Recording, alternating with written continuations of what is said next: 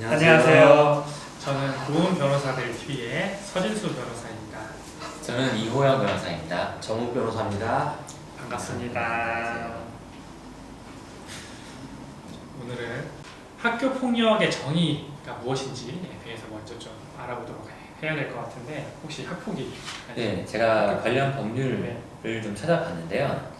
지금 학교 폭력에 대해서는 학교 폭력 예방 및 대책에 관한 법률에 정의가 되어 있습니다. 네. 거기 보면은 학교 폭력이란 학교 내외에서 학생들을 대상으로 발생하는 상해, 폭행, 감금, 협박, 약식 유인, 집단적 따돌림, 또 강제적인 심부름, 하여튼 신체적 또는 정신적 그리고 또 재산상의 피해를 줄 수 있는 일체 행위를 지칭한다고 이해하시면 될 것 같습니다.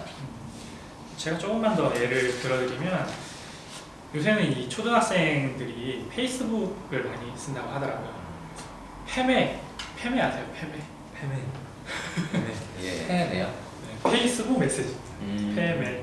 그래서 요새는 친구들이 다른 동료들이니까 학생들이니까 친구들한테 패매를 보내서 막 욕설을 보낸다거나 협박을 한다거나 너 내 눈에 띄면 가만두지 않겠어 이런 거. 요새 초등학생들은 이 페이스북 메시지 많이 쓰는 것 같더라고요. 네. 성인들이 쓰는 카카오톡보다도 페이스북 메시지가 10대들한테 많이 사용되는 것 같더라고요. 저 요새 상담하다가 의뢰인분들이 패매 그러는 거야. 아씨 패매가 뭐지? 네. 나는 카톡밖에 모르는데 요새는 그렇게 페이스북 메시지 같은 걸 보내면서 거기서 주로 이제 증거 자료가 나오더라고요. 보통은 다 패매에다가 욕설 같은 걸 하게 되니까.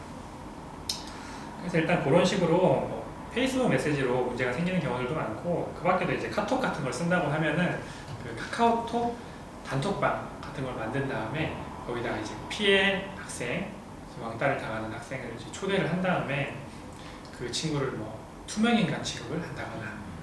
투명인간 취급한다는 게 혹시 좀 어떤 거 같으세요? 그 학생이 어떤 말을 해도 아무도 대꾸하지 않고 맞습니다. 그런 거 아닌가요? 대놓고 무시한다 이런 건가요? 네, 그렇죠. 예를 들어서 내일 준비물이 뭐야? 라고 물어봤는데 정 변호사님이 미술 도구를 가져오라 그랬어 라고 하는데 아무도 답을 안 해요. 그리고 이 변호사님이 미술 도구를 가져오라 그랬어 라고 하니까 그렇구나, 고맙다, 역시.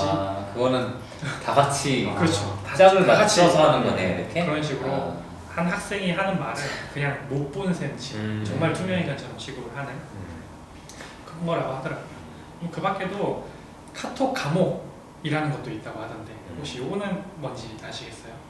카톡 감옥은 뭔가요? 이거는 또 마찬가지로 피해 학생을 단톡방에 초대를 해놓은 다음에 뭔가 이제 평소에 자고 있는 모습이나 뒤통수나 침 흘리는 모습 이런 거 좀 엽사라고 하던데 좀 그 학생이 보기에 좀 기분이 안 좋을 만한 사진 같은 거를 단톡방에 이렇게 올린대요. 그럼 이제 피해 학생은 이 기분이 안 좋으니까 방을 이제 나가게 되는데 그러면 또 초대를 하는 거죠. 그리고 또 엽사를 올려. 나가 초대, 엽사 올리고 나가고 초대하고 이런 식으로 지속적인 스트레스를 주는 그런 거네요. 네.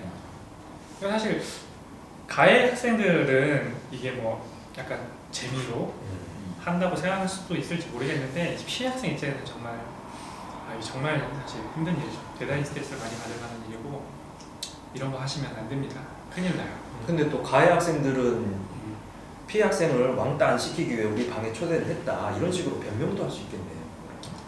근데 그 내용을 보면 변명 통하지 않을 것 같아요.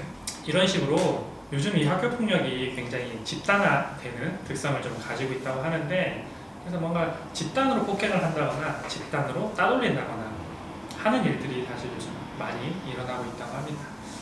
그래서 제가 이 자료를 좀 준비를 해봤는데 교육청에서 나온 그 학교폭력 책임교사 연수 자료 같은 걸 좀 봤더니 거기에 이제 학교폭력의 특징과 변화라고 해서 가장 처음 나오는 게 피해자가 가해자로 다시 피해자라고 하는데, 이거는 이제 피해를 당하던 학생들이 사실 피해를 당하다 보면 너무 괴로우니까 이 상태를 벗어나기 위해서 그 가해자 집단에 속하려고 한다더라고요. 그럼 이제 본인도 그 가해자 집단에 속하게 되면은 이제 다 같이 본인도 어느새 가해자가 되는 거긴 하지만 이제 어쨌든 나는 피해자가 아니게 되니까 그래서 그것 때문에 피해자였던 학생이 가해자 집단에 들어가고 그럼 다시 본인이 또 가해자가 되어서 다른 피해자를 또 괴롭히고 그런 식으로 일이 반복이 된다고 하더라고요.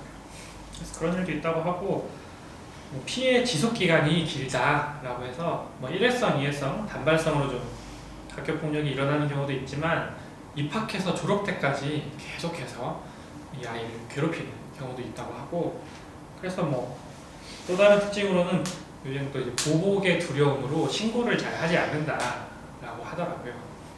그것도 이제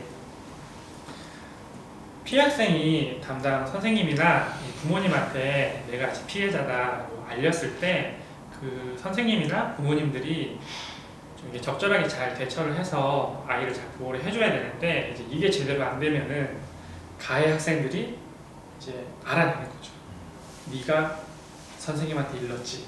이런 식으로 찾아가지고 뭐 보복 폭행을 한다거나 이런 식으로 사실 뭔가 피해 학생 입장에서는 굉장히 용기를 내서 이제 어른들한테 이제 알린 건데 그렇게 알렸을 때 실제로 좀 이 아이가 잘 보호가 되고 더 이상 그런 피해를 입지 않게 되면 그 아이도 용기를 내서 좀 이렇게 피해 사실을 알리거나 할 수 있는데 이제 그게 제대로 안 되면은 보복을 당하게 되고 그러면 이제 두 번째, 세 번째 그런 피해를 입었을 때는 더 이상 알리지 못하게 된다고 하더라고요. 그래서 이 보복의 두려움으로 신고를 하지 않게 되는 것도 사실 상당한 문제라고 합니다.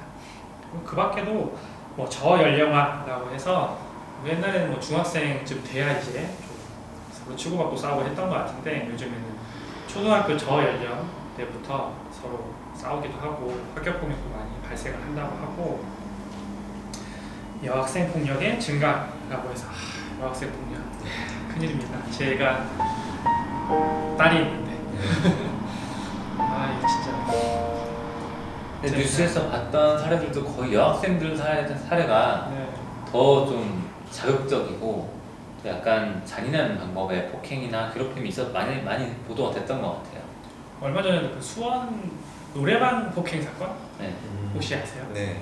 그것도 여학생들인 것 같다고요. 여학생들이 이 피해 여학생을 찾아가서 이렇게 단체로 때리고 그랬던 사건인 것 같은데 그런 식으로 요새는 남학생만 학교 폭력을 하는 게 아니라 여학생들도 이렇게 학교 폭력을 많이 하게 돼서 참 걱정이 많습니다. 정말 이 딸 키우는 입장에서 참 걱정이 많네요. 네. 참 아직은 어리니까 괜찮은데 나이 먹고 나면 어떻게 학교 보낼지. 다음 시간에는 내 딸이 학폭위 가해자라니 자녀가 학교 폭력의 가해자가 되었을 때 어떻게 대처하셔야 되는지에 대해서 한번 이야기를 나눠보도록 하겠습니다. 저희 영상이 도움이 되셨다면 좋아요와 구독 눌러주세요. 와.